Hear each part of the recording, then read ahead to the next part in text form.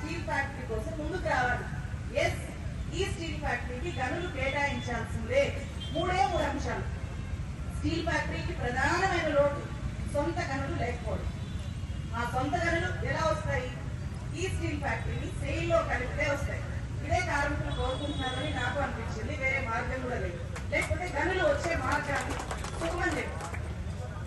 ఆ తర్వాత ఈ స్టీల్ ఫ్యాక్టరీని ప్రైవేటైజ్ చేయము అని చెప్పి అఫీషియల్ గా, అంటే నగర్నార్ ప్లాంట్ ఎట్లా అఫీషియల్ గా ప్రకటించారు, ఆ తర్వాత సేలం ప్లాంట్ ఎట్లా ప్రకటించారు, భద్రావతి ప్లాంట్ ఎట్లా ప్రకటించారు, అలాగే ప్లాంట్ ఎట్లా అయితే మేము ప్రైవేటైజ్ చేయము అని చెప్పి దీపం అఫీషియల్ గా ఎలా ప్రకటించిందో అలా ఆర్ఐఎన్ఎల్ కూడా మేము ప్రైవేటైజ్ చేయము అని ప్రకటిస్తే ఎస్, ప్రైవేటైజ్ కాకపోతే నెక్స్ట్ స్టెప్ ఏంటి?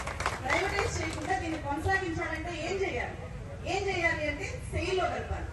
సెయిల్ లో ఎందుకు కలపాలి అంటే సెయిల్ ఆర్ఐఎన్ఎల్ రెండు కలిస్తే దేశంలో అతిపెద్ద, దేశంలో కాదు ప్రపంచంలో, నాకు అర్థమైంది ఏంటంటే ప్రపంచంలోనే భారతదేశము ఒక అతిపెద్ద ఉక్కు సామ్రాజ్యాన్ని నిర్మించినట్లు అవుతుంది. సెయిల్ అండ్ ఆర్ఐఎన్ఎల్ కి చాలా ఎక్కువ గనులు ఉన్నాయి. సెయిల్ కి చాలా ఎక్కువ గనులు ఉన్నాయి. ఆర్ఐఎన్ఎల్ కి చాలా ఎక్కువ భూములు ఉన్నాయి. ఈ రెండో కలిస్తే ఏ ప్రైవేట్ స్టీల్ కంపెనీ కూడా పోటీ పడలేని విధంగా ప్రభుత్వం ప్రజలకు చాలా తక్కువ రేటుకి ఉక్కు అందించడంతో పాటు ఈ ప్రభుత్వ రంగ సంస్థల్ని శాశ్వతంగా కాపాడుకోవచ్చు. అదొకటే మార్గం అనిపించింది.